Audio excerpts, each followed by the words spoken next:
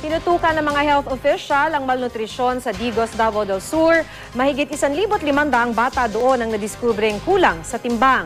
Tiniyak naman ng lokal na pamahalaan na may mga serbisyo sila para matugunan ang pangangailangan ng mga batang malnourished. Makibalita tayo kay Mark narito ng GMA Davao.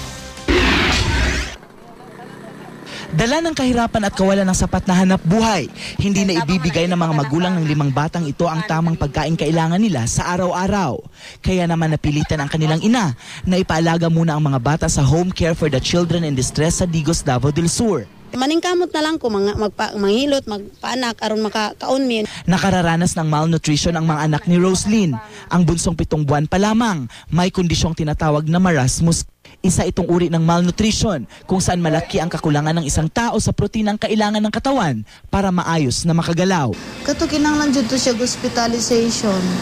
Dugay gid to siya maka-recover mental, dugay siya physically, dugay gid to maka-recover. Intensive gid to siya feeding, intensive care yung kinahanglan niya.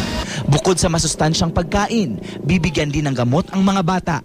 Ayon sa City Health Office, nagkaroon din ng epekto sa paglaki ng mga bata ang naranasang problema ng ina nung nagbubuntis siya. Once na pregnant ang mama, kinahanglan wala siya pag-uol, no? Tapos okay ang iyang health.